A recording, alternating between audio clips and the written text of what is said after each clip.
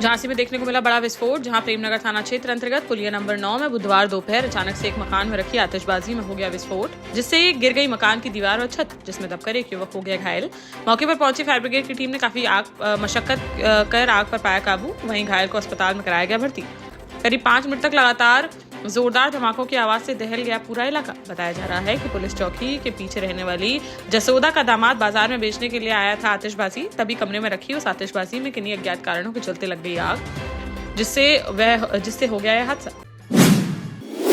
ललितपुर में नाबालिग पुत्री के साथ छेड़खानी का विरोध करने पर दबंगों ने मां बेटे की घर में घुसकर कर दी पिटाई, जिससे मां बेटे हो गए घायल। बाहर थाना क्षेत्र अंतर्गत एक गांव का है मामला। पीड़ित महिला की तहरीर पर पुलिस ने मामला दर्ज करते हुए आरोपियों की तलाश की शुरू। जालौन में नाबालिग को बहला फुसलाकर भगा ले जाने और उसके साथ दुष्कर्म करने वाले 2 युवकों को स्पेशल न्यायालय पॉक्सो एक्ट के विशेष न्यायाधीश ने 20-20 साल के कारावास की सुनाई सजा। इस मामले में दोनों युवकों का साथ देने वाली महिला को भी न्यायालय ने सुनाई 20 साल की सजा। साथ ही महिला सहित तीनों दोषियों पर 1,25,000 रुपए का लगाया गया जुर्माना। पीड़िता को 50,000 रुपए की क्षतिपूर्ति देने का भी दिया गया है आदेश। हमीरपुर के राठ कोतवाली थाना क्षेत्र अंतर्गत खेड़ा गांव में एक युवती ने अपने प्रेमी के घर जाकर जमकर काटा हंगामा और उस पर शारीरिक शोषण करने का लगाया आरोप। युवती ने प्रेमी से शादी करने का बनाया था दबाव, लेकिन जब उसने शादी करने से कर दिया इनकार तो उसने प्रेमी के घर पहुंचकर किया हंगामा और पुलिस को दी सूचना। युवती का आरोप है कि युवक ने उसे शादी का झांसा देकर 3 साल तक बनाए शारीरिक संबंध। पीड़िता की तहरीर पर मामले की जांच में जुटी पुलिस। झांसी में बड़ा हत्याकांड आया सामने, जहां बुधवार सुबह चिरगांव थाना क्षेत्र अंतर्गत रावत डेरा गांव में घर से कुछ ही दूरी पर पड़ा मिला घर के बाहर सो रही एक 50 वर्षीय महिला का शव। परिजनों का आरोप है कि 8 साल पहले एक शादीशुदा महिला को भगाकर लाया था मृतका की मौसी का लड़का।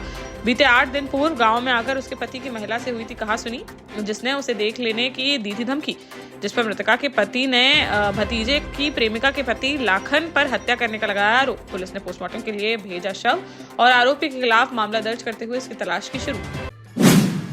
निवाड़ी में पृथ्वीपुर कृषि उपज मंडी के सामने बुधवार को नाराज किसानों ने कर दिया चक्का जाम। किसानों का आरोप है कि घंटों लाइन में खड़े रहने के बावजूद भी उन्हें नहीं मिल रही है खाद, जिससे वह कई दिनों से हो रहे हैं परेशान। वह खाद वितरण केंद्र में लगा रहे हैं चक्कर, लेकिन उनको खाद नहीं हो पा रही है उपलब्ध। मौके पर पहुंचे प्रशासनिक अधिकारियों ने उन्हें खाद दिलवाने का दिया आश्वासन, तब जाकर उनका गुस्सा हो सका शांत। महोबा में आयोजित रामलीला में अश्लीलता परोसे जाने को लेकर फरसा सेना में देखने को मिला आक्रोश। फरसा सेना के मंडल प्रभारी के नेतृत्व में इकट्ठा हुए कार्यकर्ताओं ने थाने में तहरीर देकर रामलीला आयोजन कमेटी के खिलाफ मुकदमा लिखकर कानूनी कार्यवाही किए जाने की उठाई मांग। फरसा सेना का आरोप है कि भगवान राम के जीवन पर आयोजित रामलीला मंचन में की गई अश्लीलता से हिंदू भावनाएं हुई हैं आहत, जिसके चलते लोगों में है नाराजगी। पनवाड़ी थाना क्षेत्र अंतर्गत किलहुआ गाँव का है मामला। बांदा के शहर कोतवाली थाना क्षेत्र अंतर्गत अतर्रा चुंगी रोड पर अज्ञात कारणों के चलते एक किराने की दुकान में लग गई आग और देखते ही देखते आग ने विकराल रूप कर लिया धारण। स्थानीय लोगों ने तुरंत दुकान मालिक व फायर ब्रिगेड को दी सूचना। मौके पर पहुंची फायर ब्रिगेड की टीम ने करीब 2 घंटे की कड़ी मशक्कत के बाद आग पर पाया काबू, लेकिन तब तक दुकान में रखा करीब 5 लाख रुपए का सामान जलकर हो चुका था खाक। आग लगने के कारणों की जांच में जुटी पुलिस। झांसी में विकसित होने जा रहे बुंदेलखंड औद्योगिक विकास प्राधिकरण यानी बीडा ने अपनी शुरुआत बड़ी कंपनियों के साथ करने की बनाई है रणनीति। इसके लिए खास तौर से तैयार की गई है एंकर इन्वेस्टमेंट पॉलिसी, जिसे बोर्ड ने भी दे दी है मंजूरी। इस पॉलिसी में बड़ी कंपनियों को उद्योग स्थापित करने में कई तरह की छूट का है प्रावधान।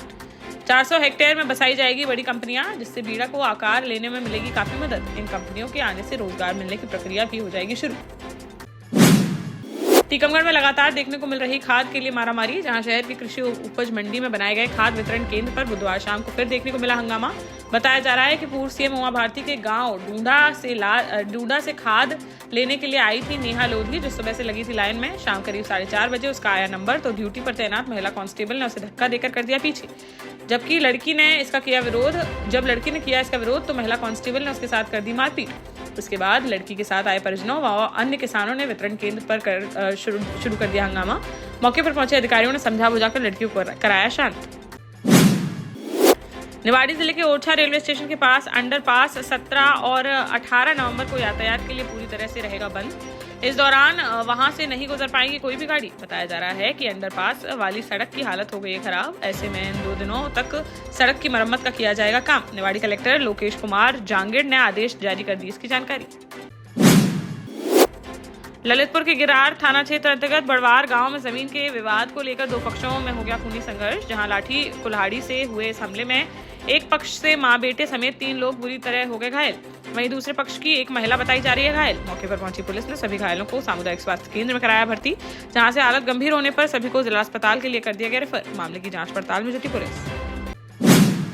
छतरपुर में कोतवाली पुलिस को मिली बड़ी सफलता, जहां एक मिनी ट्रक में भरकर अवैध बिक्री के लिए पलेरा जा रही थी भारी मात्रा में अवैध शराब, जिस पर मुखबिर की सूचना पर महोबा रोड पहुंची कोतवाली पुलिस और घेराबंदी करते हुए ब्रिज के नीचे से रोक लिया ट्रक, जिसके अंदर से 400 पेटी अवैध शराब की गई बरामद, जिसकी करीब 35 लाख रुपए बताई जा रही है कीमत। चालक को हिरासत में लेकर पुलिस ने कार्यवाही की शुरू। महोबा जिले के जैतपुर में स्थित नरसिंह भगवान मंदिर में 13 से 21 नवंबर तक 9 दिवसीय रामकथा का किया जा रहा है आयोजन। इसकी शुरुआत से पहले बुधवार को शहर में निकाली गई भव्य कलश यात्रा। इस यात्रा में 108 कलश लेकर शामिल हुई युवतियां। यात्रा गाजे बाजे और भक्ति गीतों के साथ विभिन्न क्षेत्र से होती हुई मंदिर पर हुई समाप्त। टीकमगढ़ में किले के मैदान स्थित घंटाघर तिराहे के पास एक युवक के साथ मारपीट का मामला आया सामने, जहां बुधवार दोपहर 4-5 युवकों ने तिराहे के पास प्लास्टिक के पाइप से युवक के साथ कर दी मारपीट।